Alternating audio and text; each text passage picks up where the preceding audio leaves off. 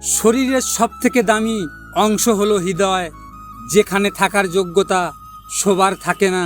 কেন জানেন? তুমি যাকে ভাববে সে আমার আপন, আসলে সেই ভাবে পর। যে মানুষকে কাঁদায় সে সুখী হয় ঠিকই, কিন্তু সে চিরকালের জন্য সুখী হয় না। একদিন সেও কাঁদে, কারণ আমাদের যিনি মাথার উপর আছেন তিনি একদিন না একদিন তাকে কাঁদাবেন। মনে রাখবেন, উপর আওলা সব কিছু মানতে পারলেও কিন্তু কাউকে কাঁদানো মানতে পারে না। মনে কষ্ট দেওয়া মানুষগুলোকে আলাদা করে অভিশাপ দিতে হয় না, প্রতিটি দীর্ঘশ্বাসেই অভিশাপ হয়ে যায়। একটা কথা মনে রাখবেন, গাছের কাঁটার চেয়ে মাছের কাঁটা বেশি মারাত্মক, ঠিক তেমনি বাইরের মানুষের চেয়ে নিজের মানুষ বেশি বিপজ্জনক, এটাই বাস্তব। আমি কাকে বিশ্বাস করব? আমি সবচাইতে বেশি কষ্ট পেয়েছি আমার আপন মানুষের কাছ থেকে। কেন জানেন? সে আমার সমস্ত দুর্বলতার স্থান সে জানতো, তাই সে আমার দুর্বলতার স্থানেই বেশিরভাগ আঘাত করেছেন। বন্ধু, আমাকে কাঁদিয়ে যদি তোমার সুখ হয় তাহলে তুমি সুখী থেকো।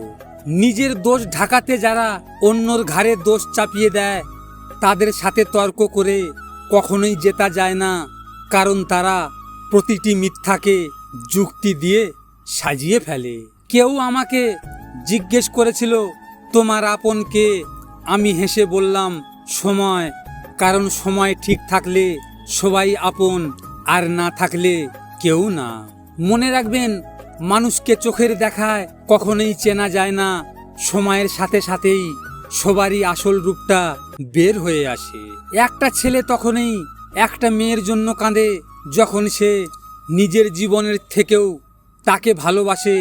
তাই একটা ছেলের সবকিছু মিথ্যা হলেও মনে রাখবেন, তার চোখের জলটা কোনোদিন মিথ্যা হতে পারে না। প্রকৃত ভালোবাসা কি? একটা ছেলে পাখি একটা মেয়ে পাখিকে খুব ভালোবাসে। হঠাৎ একদিন মেয়ে পাখিটির পায়ে খুব ব্যথা পেয়ে তার পা হারালো।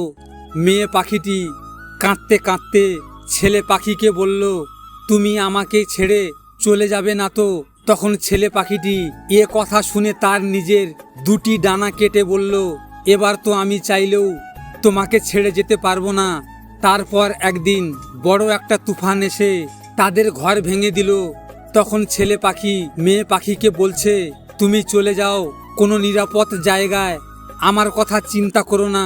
তখন মেয়ে পাখিটা তার কথা শুনে উড়ে চলে গেল তার নিরাপদ জায়গায়। তারপর ঝড় তুফান থামার পরে মেয়ে পাখিটি ফিরে এসে দেখলো ছেলে পাখিটা মরে পড়ে আছে। পাশের মাটিতে লেখা ছিল, প্রিয়, তুমি যদি একবার বলতে আমি তোমাকে ছেড়ে যাব না, তাহলে আমি ঝড় তুফানকে উপেক্ষা করেও বেঁচে থাকতাম শুধু তোমার জন্য। ভিডিওটি ভালো লাগলে পাশে থাকবেন, আর হ্যাঁ, নিজের খেয়াল অবশ্যই রাখবেন, কারণ এটা স্বার্থের দুনিয়া। এখানে নিজের খেয়াল নিজেকে রাখতে হয়, অন্য কেউ রাখবে না। দেখা হচ্ছে পরের ভিডিওতে। ভালো থাকবেন, সুস্থ থাকবেন।